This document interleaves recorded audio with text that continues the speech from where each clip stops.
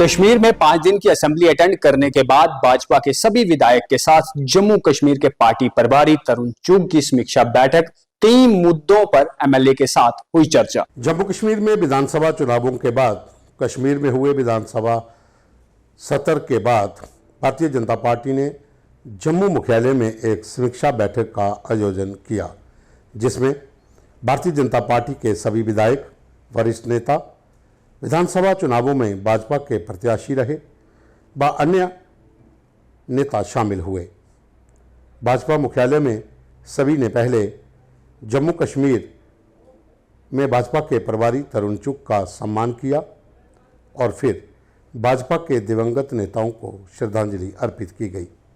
इस मौके पर दीप प्रज्वलित कर बैठक की शुरुआत हुई और बैठक में विशेष तौर पर पहुंचे तरुण चुग ने पत्रकारों से कटोगे तो बंटोगे और झारखंड चुनावों में भाजपा की कितनी बढ़त होगी, इस पर अपनी बात रखी। झारखंड की जनता यार मोबाइल कैमरा नीचे रखो ना, बदलाव चाहती है। तो यार वहाँ की भ्रष्टाचारी सरकार से और निश्चित रूप से चुनाव झारखंड को भ्रष्टाचारी लूट खसूट करने वाली सरकार से मुक्ति दिलाए। मेरा वहाँ की जनता से, वोटर से निवेदन है, घरों से निकलिए, खुलकर वोट करिए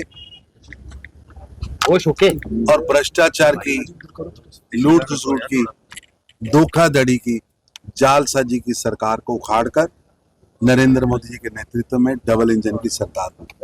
एकता देश के अंदर देश की सबसे बड़ी ताकत है। एकता, अखंडता वाला भारत, सशक्त भारत। प्रधानमंत्री मोदी जी बार बार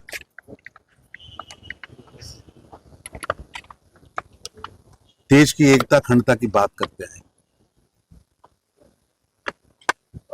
और निश्चित रूप से भाजपा ने उग्रवाद, आतंकवाद, अलगाववाद, गैंगवाद, रंगदारीवाद, लूट खसूटवाद, भ्रष्टाचार, इन सबको करारा तमाचा मारा है। जम्मू कश्मीर में नई सरकार की विधानसभा का पहला सत्र कश्मीर में हुआ, जो 4 नवंबर को शुरू हुआ था और 5 दिन तक चला। सत्र में लोगों को उम्मीदें थी कि इस बार उनके मुद्दे उनके प्रतिनिधि उठाएंगे, क्योंकि 10 साल के बाद जम्मू कश्मीर में विधानसभा चुनाव हुए थे और लोगों की उम्मीदें थी कि चुने हुए प्रतिनिधि उनके इलाके की बात विधानसभा सत्र के दौरान सामने रखेंगे।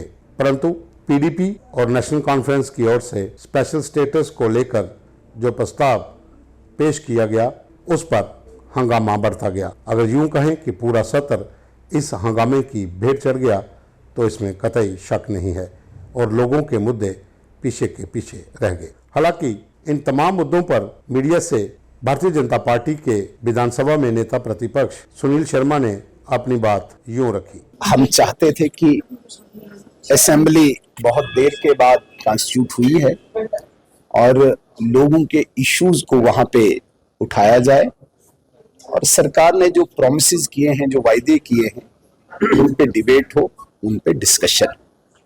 लेकिन बड़ी बदकिस्मती है, उन्होंने इस सेशन को फिर डाइवर्ट करके दोबारा संविधान पे लाया, एक रेजोल्यूशन लाके, जो रेजोल्यूशन अनडेमोक्रेटिक, अनकॉन्स्टिट्यूशनल, गैर कानूनी था, जिसका हमें विरोध था।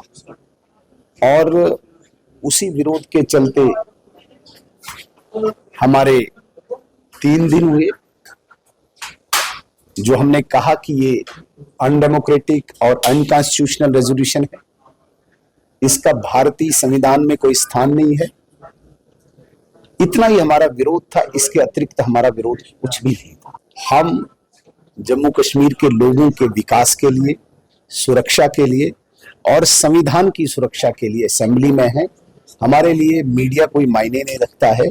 जहां पे संविधान की बात आए, संविधान के लिए हम खड़े हो जाएंगे। जहां पे राष्ट्र की बात आए, हम राष्ट्र के लिए खड़े हो जाते। भाजपा की इस बैठक में आगे की रणनीति और भाजपा के सदस्यता अभियान के साथ साथ उन चीज़ों पर भी चर्चा की गई जो जम्मू कश्मीर विधानसभा में कुछ इलाकों में मिली हार को दर्शाती थी। इस पर भी चिंतन मंथन किया गया कि आगे आने वाले विधानसभा सत्र में भाजपा, जो कि एक विपक्ष की जबरदस्त भूमिका निभा रही है, किस तरह से अपनी बात रखेगी। इस बैठक का यही सार है कि जनवरी में जो विधानसभा का सत्र जम्मू में लगेगा उसमें बीजेपी एक बार फिर जबरदस्त तरीके से किसी भी इस तरह के प्रस्ताव का विरोध दमखम से करेगी। वीडियो जर्नलिस्ट गगनदीप के साथ मैं राजकुमार, बीजेपी मुख्यालय जम्मू।